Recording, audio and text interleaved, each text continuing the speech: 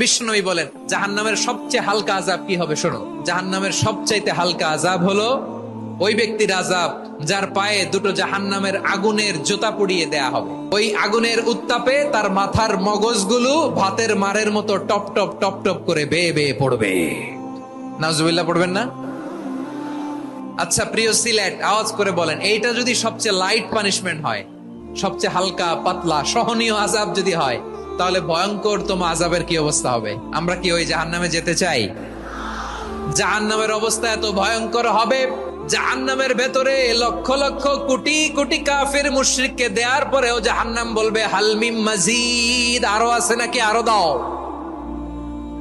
কোটি কোটি কাফেরের দল, মুশরিকের দল, সীমা লঙ্ঘনকারী দল, তাদেরকে যখন জাহান্নামে ফেলা হবে, বড় বড় পাথর খণ্ড জাহান্নামে ফেলা হবে, তারপরও জাহান্নাম বলবে হাল মিন মাজিদ, আরো আছে নাকি, দাও, আরো দাও, আরো দাও। আমার ক্ষুধা নিবারণ হয় নাই। জাহান্নামে তো উত্তপ্ত হবে, জ্বলন্ত হবে, ভয়ঙ্কর হবে। জাহান্নামের এক অংশ আরেক অংশকে খেয়ে ফেলবে। আল্লাহু আকবার। ফেরেশতারাও টালমাটাল হয়ে যাবে। জাহান্নামের রক্ষী ফেরেশতারা কি করবে তারা নিজেরাও বুঝতে পারবে না। কোটি কোটি মুশরিক কাফেরদেরকে জাহান্নামে নিক্ষেপ করার পরেও জাহান্নাম ঠান্ডা হবে না, শান্ত হবে না, বলবে হাল মিন মাজিদ, আরো আছে নাকি, আরো দাও। তখন আল্লাহ তাআলার কুদরতি পা জাহান্নামের ভেতরে ঢুকিয়ে দিবেন। সুবহানাল্লাহ পড়তে পারলেন না মজা করে? কোনো কিছুতেই যখন জাহান্নামকে শান্ত করা যায় না, আল্লাহ তাআলা তার কুদরতি পা জাহান্নামে ঢুকিয়ে দিবেন। দেয়ার সাথে সাথে জাহান্নাম থেকে আওয়াজ আসবে, কাত কাত বিইজ্জাতিকা ওয়া বিকদরিক, আল্লাহ বিইজ্জাতিকা ওয়া বিকারামিক, আল্লাহ আপনার ইজ্জতের কসম, যথেষ্ট হয়েছে, এনাফ এনাফ, আর লাগবে না। সুবহানাল্লাহ বলেন। ওই ভয়ঙ্কর জাহান্নামে আমরা যেতে চাই কেউ? আমরা সব সময় ওই জাহান্নাম থেকে আল্লাহর কাছে পানাহা চাই। আওয়াজ করে বলেন ঠিক কিনা? বিশ্বনবী সব সময় আল্লাহর কাছে আল্লাহর জান্নাত চাইতেন, আল্লাহর জাহান্নাম থেকে পানাহা চাইতেন। তিনি বলতেন আল্লাহুম্মা ইন্না নাসআলুকাল জান্নাতা ওয়া নাউযু বিকা মিনান নার।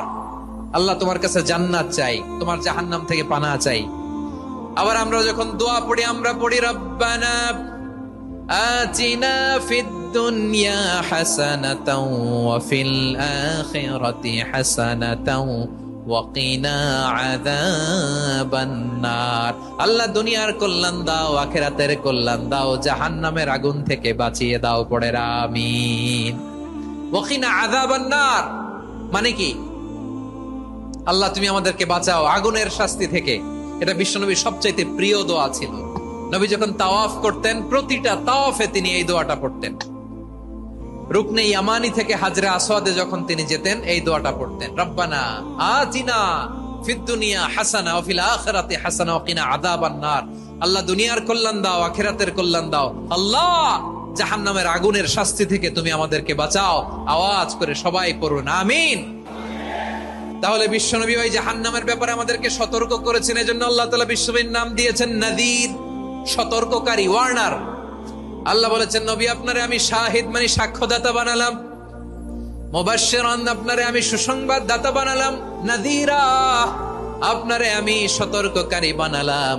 4 নম্বরে ওয়া দাঈয়ান ইলাল্লাহি বিইذনিহি, আপনারে আমি দাঈ ইলাল্লাহ বানালাম। সুবহানাল্লাহ পড়ে।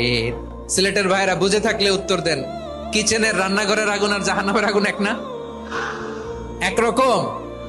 বিশ্বনবী বলেন জুজউন মিন 70 জুজআন মিন হাররি জাহান্নাম। জাহান্নামের আগুন দুনিয়ার আগুনের চেয়ে কমপক্ষে 70 গুণ বেশি তেজওয়ালা। জাহান্নামের আগুনকে আল্লাহ নাম দিয়েছেন নারুল্লাহ। এটা আল্লাহর আগুন, নারুল্লাহিল মুকাদা আল্লাতী তাত্তালিউ আলাল আফিদা, যেটা কলিজার মধ্যে যে ধরে যায়।